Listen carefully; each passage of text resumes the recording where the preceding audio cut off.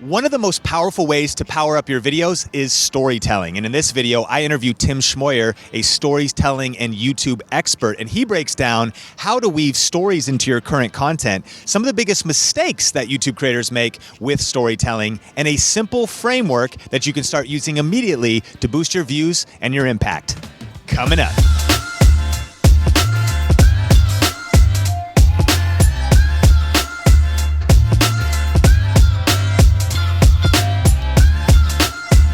The YouTube Secrets audiobook is out now. Learn the latest strategies of today's top video influencers in this step-by-step YouTube success playbook.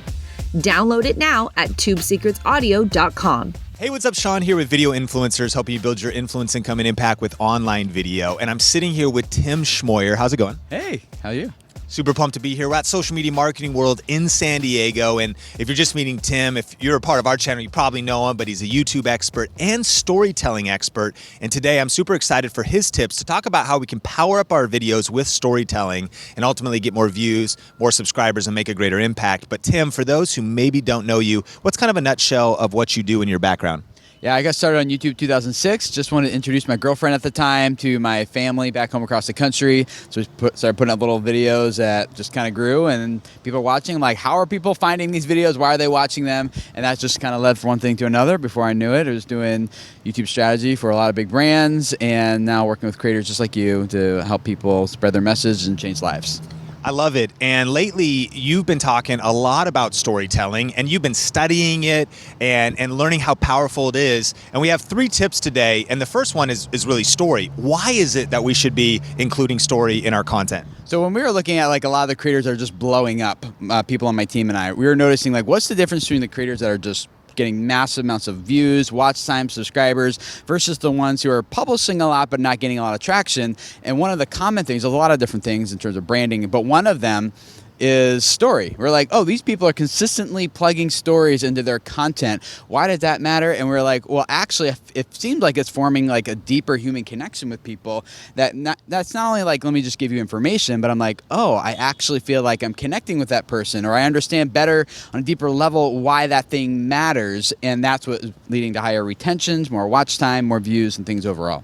And when it comes to stories, sometimes like I do tech reviews over on Think Media, and some people might be doing practical videos. They might think, okay, cool, but do I do a story time of my life for 35 minutes? Or can story be woven in to current content? And how is it different than maybe just doing listicles, or can you combine the two? Yeah, you can totally combine the two. A good story solves a problem for someone.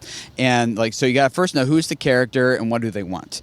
And so if you're doing a review, you got to know like, well, who's the audience? Who's the character? What do they want? And then you start telling a story that connects with their story. And they're like, oh, and if you can get the audience start thinking like, me too, that's my problem. So when you're reviewing a camera, like, this is the problem it solves. I remember like I was at the beach and everything was just overblown because this camera can't do that. You just like, even that little right there, it's just like a sentence. They can connect with but you. People start, with my family maybe, and you kind of weave some stuff in. Yeah, people start picturing something as opposed to just listening to facts. And when they start immersing themselves into like a visual story, even in like something really short like that, helps people start like paying attention more and being like, yes, that's going to solve my problem. Because most people don't really care about like super detailed tech things about the camera. They want to know, does this help me do this job better? And that job is a story that they want to experience, and the one that you can tell. Super powerful. But tip number 2 is actually don't tell a story if it's not good. What's that about?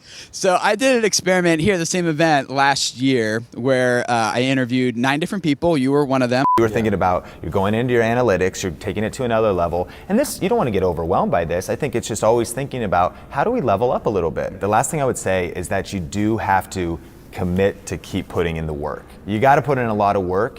And the reason why is because there's a lot of people who are willing to put in a lot of work. And I asked each person to do 2 different types of videos. And I asked them, one, just tell me the story about how you actually did this thing. Like, how did you go from A to B or accomplish this problem that you have? And then video number 2 is like, just give me the cold, hard, dirty facts, just quick 3 points and we're out, right? And so the story videos tended to be about 3 times as long as the quick bullet point ones, but they got quadruple the engagement, twice the watch time, and sometimes it got like more than 10x the views as the same information just in 3 bullet points because people are more engaged and really liked it. Except for if the story was lame. Like if it was a bad story, the story actually performed worse than the quick bullet point counterpoint video. And so I learned a really valuable lesson. I was like, there's nothing magical about telling a story, but you have to tell a story that gets people to actually care and start feeling immersed. And so following like the storytelling principles are really, really important. It's just not like, let me tell you about something that happened. Oh, I threw a story in there. Like people were like, oh, last night that happened to you, whatever, you know? That's super powerful, and we'll link to some of those examples so you can see the difference, and we'll study that playlist as well. We'll put that in the description. But I love it because you said so you don't want to just lob a story out there. There's a certain structure to it, and that's our third tip. Is you've got a story framework and even some questions we should ask. How can we weave story into our next video? So really good like 3-act structure that Hollywood uses makes them $1 million at least every time they do this. So you guys can do it too. A good story is about a character who wants something, overcomes conflict to get it, and is transformed by the process. So any good story that people actually care about is actually about character transformation. So how, if you're doing a tech review, how does this camera help you transform your art or your work or who you are or what you're trying to accomplish with your channel, right? So 7 questions that we use with clients that we work with. We say answer these 7 questions for your next video. I'm going to give them to you guys so that you can use these for make your next video like really awesome so people actually engage with it. First question is, who is the character, right? And you can't take that for like, you just can't assume people are just going to know. You have to make that really clear, whether visually or whatever, in the beginning of the story, who is this character about? Number 2, you ask, well, what do they want? And then 3, what is, why can't they have what they want? Number 4, then you ask, what's at stake? What's going to cost them if they don't get what they want? And then number 5, then you ask like, well, who or what comes along as a guide to help the hero, the character, get what they really want? Question 6 is, how do they ultimately end up getting it? And then question number 7 is, how are they different? How does it transform them? How are they changed after that they have this thing? So it's not just about did they overcome some conflict, it's about the conflict, but that like people will be interested in that story, but the difference between a story people like and a story people love is like, oh, the hero is different now at the end, and that's the part you really got to focus in on. That's super powerful. And would you say that for some of us, a mistake we can make as creators or also entrepreneurs and business owners is we think we're the hero of the story, but when actually a lot of times the audience needs to be the hero of the story. They're the character and we might be the guide. Is that true? Sometimes it's actually, I've experimented with that, and that's like actually really hard to do effectively. It's harder to do than it sounds like, but when you do it, it actually is very powerful. What you need to do in order to do that well is you really need to understand what the viewer's story is.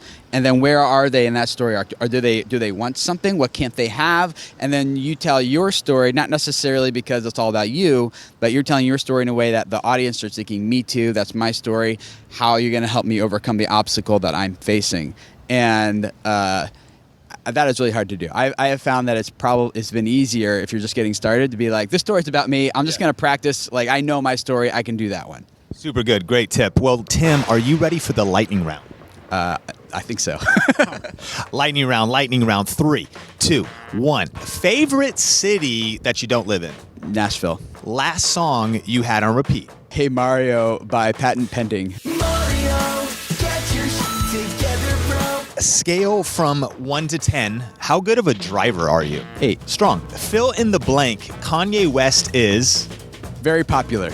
If you had the option between speaking every language on Earth or being able to truly speak to animals, which would you pick? Animals. Favorite junk food? Tortilla chips.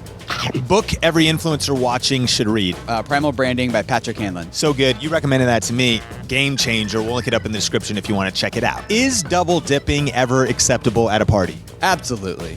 Wow. Well, I have 7 little kids, and they double dip all the time. You just kind of like, whatever, not a big deal. Double dipping chaos at the Schmoyer house. Do you ever Instagram your food? No. Instagram story your food? No. You're a greater man than I. Can you touch your toes without bending your knees? I think so, yeah. Oh, easy. Easy. Look at that. How many cups of coffee do you drink a day? 0. What do you drink? Water, juice, milk. We've heard the phrase, if I knew then what I know now, I would have done things a little bit differently. What is some advice that you would give to your 20-year-old self? I would absolutely have started all my channels and endeavors with a business plan. Not just like, oh, I want to do something cool and hope that it works. Like, no, strategy works 100% better than just like throwing stuff against the wall. I mean, you can do an experiment, but I would have told myself at least have a plan for not only creating and delivering value, but also capturing value. Wisdom is wisdom, man. Lightning round, pew, pew, pew, choo, pew. Awesome. Well, Tim, if people want to connect with you, you've got some great content, of course, on video creators, but what are you doing online and where can people find you? Yeah, you can find me at youtube.com/video creators, where every week we're publishing videos just like Sean to help you guys grow your audience, spread your message, and reach people and change lives. I love it. And final question, in our community, a lot of people, they're entrepreneurs. Being a content creator is starting something from scratch. You got a side hustle. You're juggling a lot of things, and there's a lot of pressure. It's actually easier to not strive for more, be ambitious, but it can be an emotional roller coaster. You have highs, you have lows.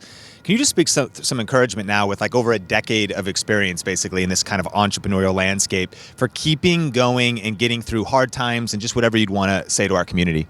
I think it's really important that you know why you're doing the side hustle and what you really want to get out of it in the first place. Because if you're not careful, it can start to consume everything. And like the reason why you maybe started doing it in the first place, like to provide for your family or to experience some freedom or to, you know, break out of the job that you hate or whatever. Instead, you end up just like, whether it's like swapping one job that you hate for another job that you own that you end up hating, or the goal becomes to like grow the business more than it is to like grow your family or something. Like it becomes really easy to get distracted. And I think it's really important that like we write down, this is our goal. This, like, I will consider it a win if my business /channel/endeavor accomplishes this, and then just make sure that stays in front of you.